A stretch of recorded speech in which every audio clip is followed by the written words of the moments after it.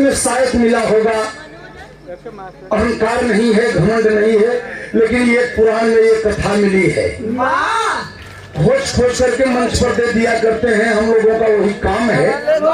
और जब मिल जाता है तो आजकल इतने कलाकार हैं कि घूम रहे हैं उन मोबाइल में ले करके, बस 2 दिन के बाद ओके उलट पुलट के कहीं हमारे उनके खोजे के सामर्थ्य नहीं बा, उनके खोजे के सामर्थ्य नहीं बा, लेकिन केहू को सुन ले बस ओके पलटी के कहीं हमारे कैसे वेद शास्त्र पढ़े के उनके समय बा नहीं, कैसे चेतन राजा का दस्तान, चेतना उनकी रानी मान, 5 बाजी थे दोनों प्राणी श्रीमान।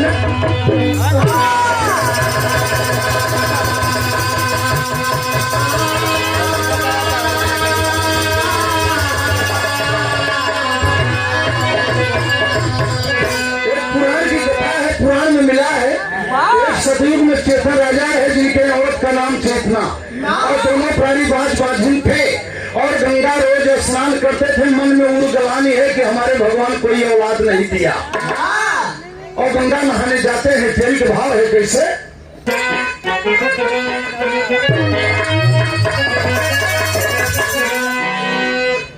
अरे नवा न गोदी में हमारे, गोदी में हमारे राजा रानी करते गंगा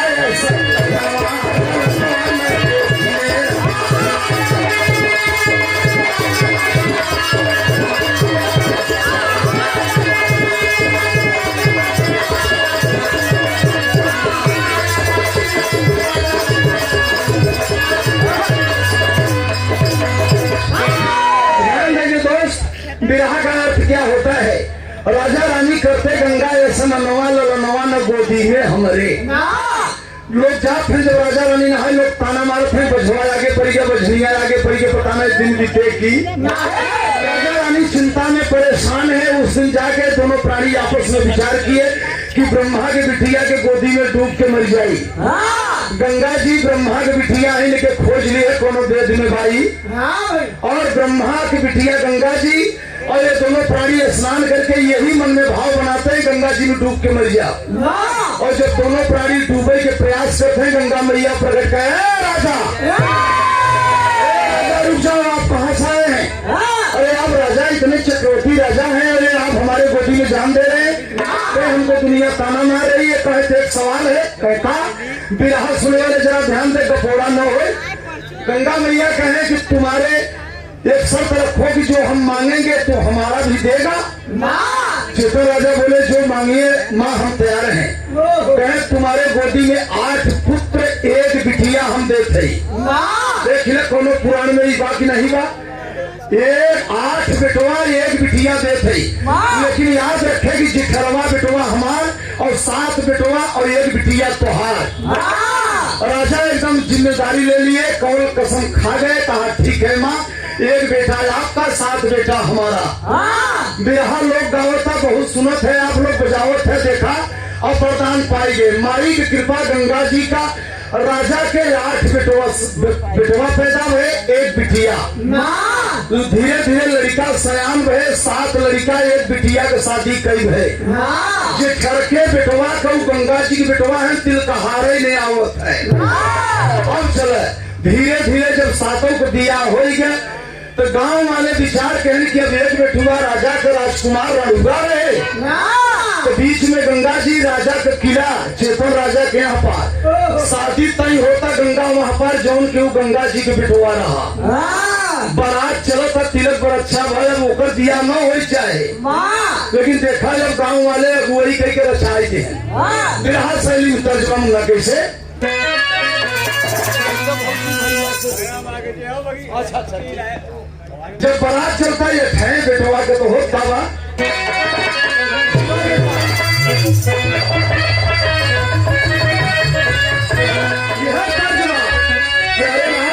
अरे कही जाओ जी भैया जी से गवना है, सच्चा है पूरा दौड़ी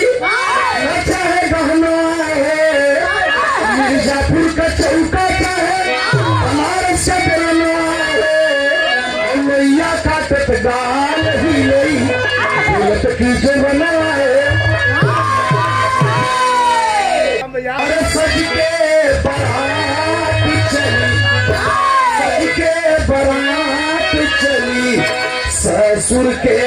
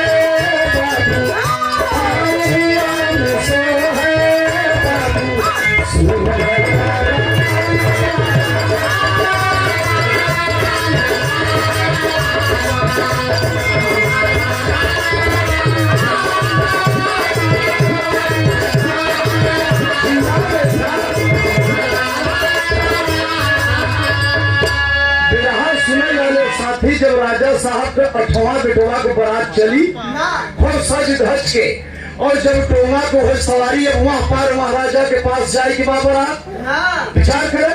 अब यहाँ पर का राजा सजाए के बारात तो सवारी टोंगा को समय पुल उल तो कुछ रहा नहीं, और जब टोंगा पर बाराती बैठ गए वही पर दूल्हा वही समधी सब लोग, और जब आधे गंगा डोंगा पहुंचा तो डोंगवा अड़ गया। पुराण के कहानियां डोंगवा अड़ गया। अब न आगे जाता डोंगा न पाछे जाता, और सब 200 बाराती बैठा है, दूल्हा भी बैठा है, और तब बड़ा सा परेशानी झेले पड़ा कि डोंगा काहे नहीं बढ़ाता है आगे। और राजा साहब चिंता में रहे, तब तक गंगा मैया प्रकट कहे चेतन राजा याद करो, हम तुमसे कहे रहे 8 बेटवा दे, एक बिटिया तो 7 बेटवा, और एक बिटिया तुहार और जेठर का बेटवा हमार। अब आज हमारे बेटवा हमारे लगे आएंगे डोंगा बोल के मुआऊ भी 8वां बेटवा हमारे यहाँ। अब मामला फंस गए, 8वां बेटवा हमारे यहाँ। अब दुल्हा हाथ जोड़े कहे माई हम ही बर तुहार बेटवा आई 100-200 बरतिया तुहार थोड़ा है। अच्छा डोंगवा के आप जाए तो जात है रात बिया ही के, और जब सवेरे दुल्हन लिया के आओ कहानी समझ ले, और जब दुल्हन लिया के आओ माई तो हमार डोंगा बोल दी हूँ, बराती दूसरे डोंगा पे, हमारे मेहरारू दूसरे डोंगा पे, और हम एक अकेले डोंगा पे रह हमार बोल दी हूँ। राजा साहब के लड़का का धूमधाम से दिया करके जब दुल्हन लिया के लौटा, अपन दुल्हन दूसरे डोंगा पर, बराती दूसरे डोंगा पे, बाप दूसरे डोंगा पे, दुल्हा अकेले एक डोंगा पे। याद रखे दुल्हन का दुल्हा वाला डोंगा जब आधे गंगा पहुंचा डूब गया। आधे गंगा जब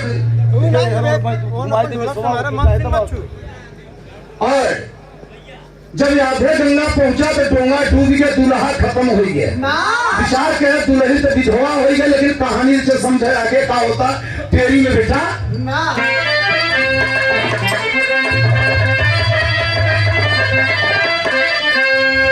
नैहर सासू भई रोआई, और नैहरे रोआई होता कि दुल्हा का डोंगा बुड़ गया, और ससुरे रोआई होता कि हमारे बेटवा डूब गया। नैहर सासू भई रोआई, दुल्हन विधवा हो गई भाई, ललनवा न गोदी में हमारे, अरे चली जवानी रोई भाई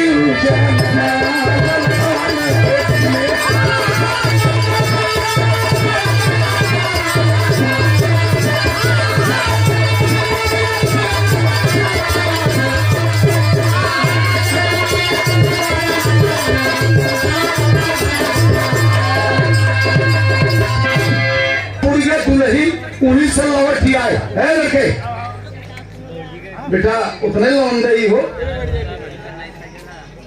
अब दुल्हन तो डोंगा हुई करारे पर से लौटिया, ससुर कहे जा बिटिया तो डोंगा हमारे लड़का डूब गया। अब ध्यान दे ओकरे ससुरारी के गांव का एक औरत यहाँ पर आई कोनो काम से, विचार के और जब यहाँ पर आए और गंगा जी डोंगा बोर के और वही लड़कवा के नाम से करारे पर एक शिवाला और एक मंदिर बनवाई दीनी के बनवाओ था गंगा जी कोनो पुराण में बा की नहीं बा और बनवाई दी करारे पर एक मंदिर और एक शिवाला सतयुग में। और वो लड़का तो डूब के चला गया पानी में। जब 12 बजा रात तब पानी में से गंगा जी चाउर दाल पिसान बर्तन आदि कुल कर दी और इस सेवा में अपने नाम के आय के करवा पर मरे के बाद बिरहा समझे मरे के बाद आय के सेवाला में और वही बर्तन लेके भोजन पानी बनाता और खाता। वो करे ससुरारी वाली जो औरतिया रही हुआ यहाँ पर जब शाम के लौटी तो डोंगा छूट गए तो अब का करे कहे सनिहार हो गए कैसे जाई घरे वही सेवाला में वो चली गई। और जब वही आराम करता 12 बजा रात तो दुल्हवा निकला मरे के बाद पानी में से। और जब सेवाला में गए तो एक वहाँ औरत सोई घर से सज्जनों बिरहा सुने भरथरा वाले और तब वो देखा था तो चीन गई करे मोरी माई रे ये नहीं दुल्हा का तो कल नहीं परसों चौथा रोज कर दिया और मरौना में हम चिन्हे रहे तो हल्ला भग डोंगा बुढ़ी के दुल्हवा तो मरी गए। और दुल्हा है 3-4 दिना पे आज यहाँ से वाला में कैसे आवत है।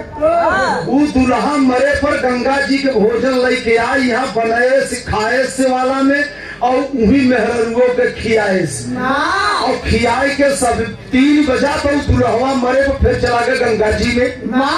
बिरहा समझे फिर चला गए गंगा जी में। जब लगे सब भोर होता सब उड़ जाये तो मरे पर भूत रहा चला गए गंगा जी में। और ओकर जौन गाँव के ससुरारी की औरत रही जाए तो करे दुल्हनिया से बताए कहे ये सखी जैसे तोहार दिया हवा वो आज उन्हीं करवा पर सेवा भाई साहब धीरे धीरे 19 सेवा में आए रहे तो ओकर दुल्हनिया कहे चला हमें दिखाई दे तू मावा चला। तो बिहान से ओकर दुल्हनिया हुआ दिन भर उन्हीं सेवाला में पड़ीगा।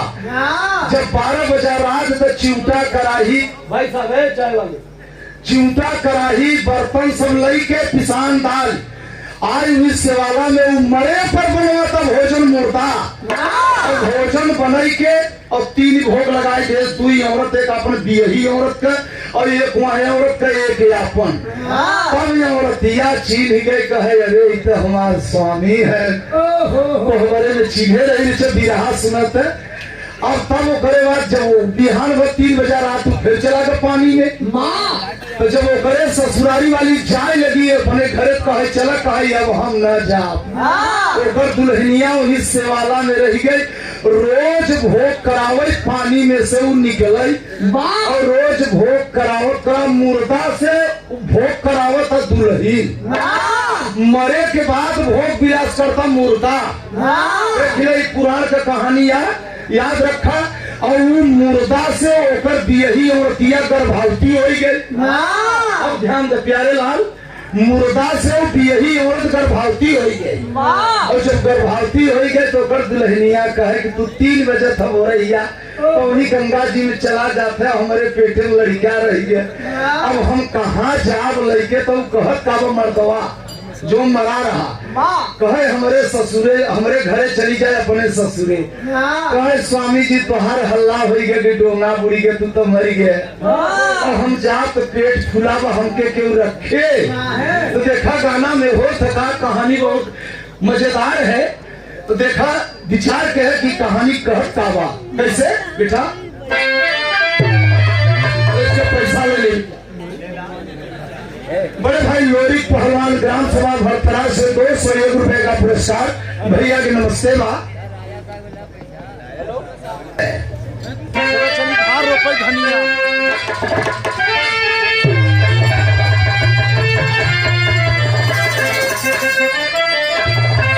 यह पंजरा बेटा की चले चली धान रोपे धनिया झीम बरे से लपनिया चलो चली धान रोप धनिया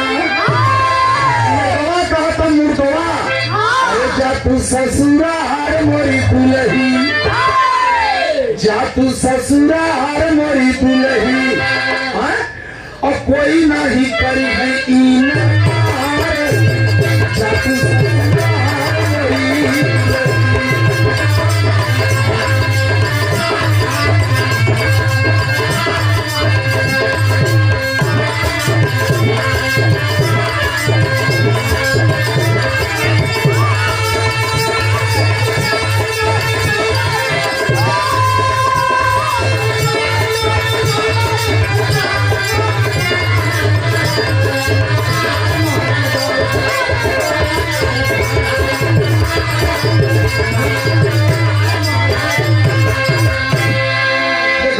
कहता नौ कुरुई गंगा जी से मान के लिया भेजत अपने घर अपने गर्भवती दुल्हन के मुर्दा, लेकिन गंगा जी से नौ कुरुई नौ कुरुई 9 किस्म के 9 कलर के और मांग के गंगा जी से ले आई और देश अपने दुल्हनिया के कही है कुरुई बेचत चली जा हमारे घरे। और जौने घर में वो राजा के लड़का चेतन राजा के रहत रहा और जब बराते दिया आप चाबी अपने घरे ले रहा अपने पास और दुल्हनिया के कहे जा हमारे चाबी ले ले और हमारे घर खोल लियो और महतारी हमारे कुरुई के शौकीन बस तुरंत ले ले और ले चली गई। 9 कुरुई गंगा जी से मांग के लिया और चाबी दे के दुल्हन के घर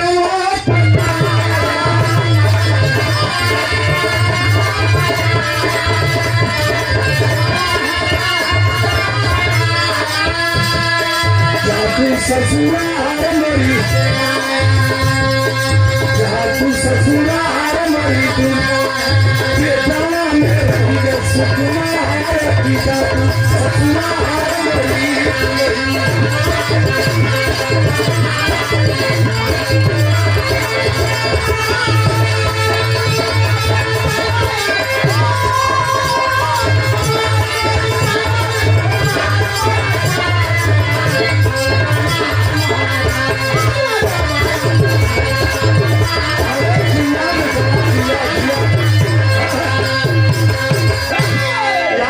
सज्जनों 9 कुरुई गंगा जी से 9 कलर मांग के मुर्दा दे दिया, अपने घर की चाबी दे दिया, अपने दुल्हन से कहा चले जाओ।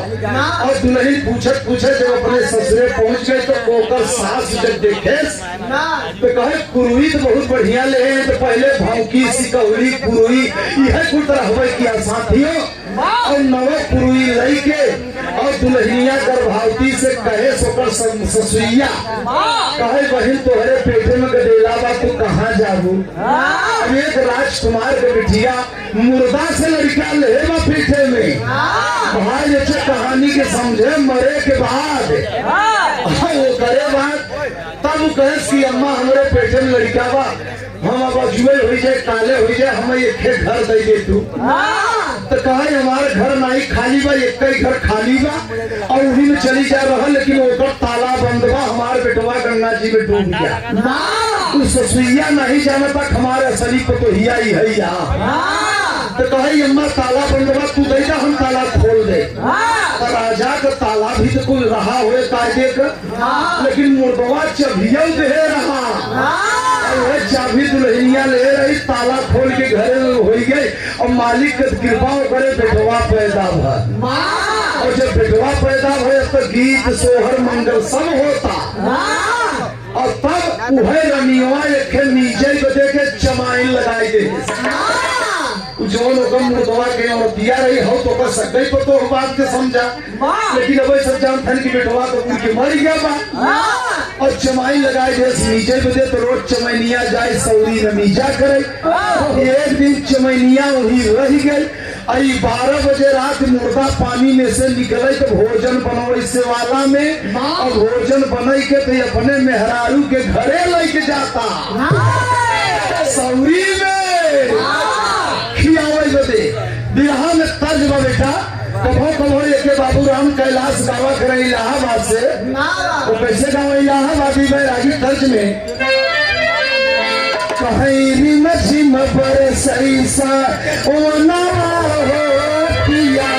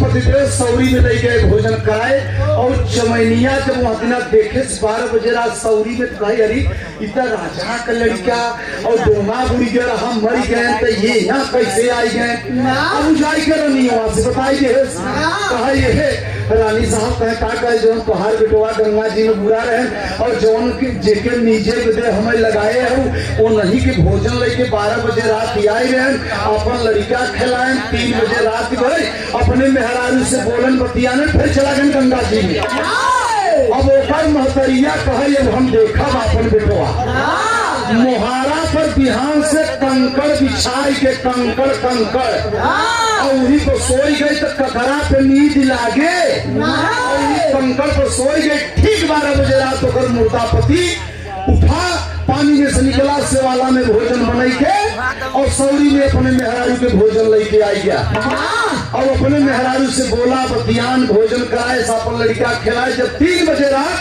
गंगा जी में जाए लगा तो महतरिया तुआरी पर लपेट के धैले कहा बेटा जब कहाँ जावे तू गंगा जी में बुला रहे तो यहाँ कैसे आई गए।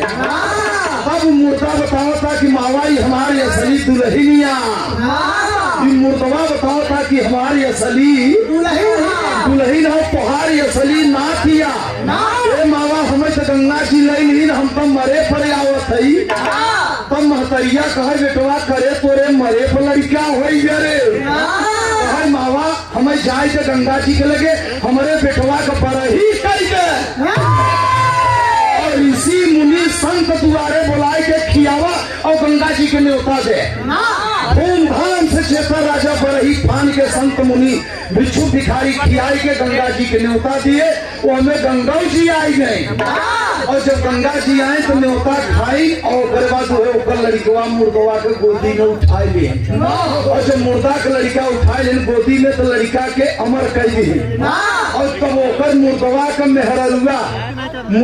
मेहररुआ कहे मावा हमारे बेटवा के थे अमर कह दू हमारी का दी और गंगा जी के ध्यान नहीं हुआ कहे बिटिया तू सदा सुहागिन रह मुर्दा के औरत के कहे तू सदा सुहागिन अब चल जब सदा सुहागिन कह दी गंगा जी तब वो औरतिया कहे हमार पति तुम्हारी तोहरे गोदी में मरी गए तो हम सदा सुहागिनी रहत अब गंगा जी के ध्यान भड़काए मार पति जी आवा तू कहू हर सदा सुहागिन रहे गंगा जी चली गई अपने पिता ब्रह्मा के लगे ब्रह्मलोक में कहे गाड़ी बच गई कहे कावा कहे ऐसा ऐसा एक मनई के अपने गोदी में डुबाई के मुआवा मरे पर लड़का हो आए अपने मेहरारू से और पिताजी जी आए जब बेटवा के करे बिरहा शैली में खड़ी लाइन ऐसे हो धन देखा खड़ी लाइन में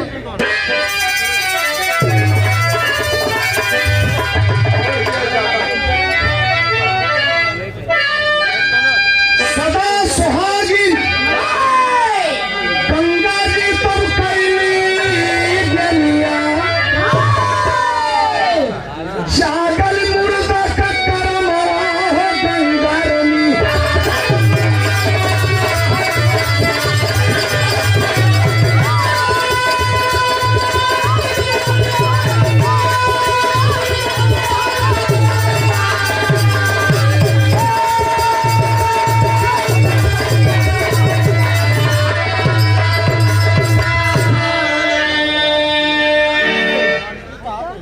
12 दिवसीय भैया भैया भैया गाना करीब बा। गंगा जी सदा सुहागिन यानी मुर्दा के कहीं अपने गोदी में कहा बिटवा जा तू अपने घरे जा अपने पिता ब्रह्मा से पहो अमर कराए दिया जा। अब मरे पर लड़का हुआई के और तब ओकर बाद पानी में जाता फिर जिंदा निकला बहरे आई अपन बिटवा लेके राजपाट करता है। साथी कहना है क्या कि गाने का शीर्षक रहा कि मुर्दा से जिंदा पुत्र पैदा। मरे पर आदमी जिंदा भी होगा मुर्दा रहा तब अपने दुल्हनी से बिटवा हुआ दे बारे गाना। ऐसा ऐसा बात वेदों में लिखी है बढ़िया बढ़िया बात लेकिन आदमी समझे कि अगर तरीका बा कि देखा मरे पर ही मुर्दा बिटवा हुआ दे और अमर हो गए बिटवा बाप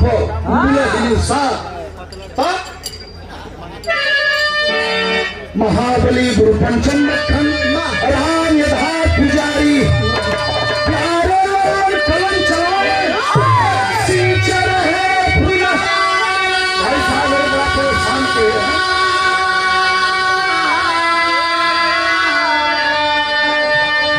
घंटा से तो बाजा बनवा तो खोपड़ी खराब भाई साहब कहते घड़ी देखा हमका ऊपर करे जाए घड़ी हम खत्म कर दिया।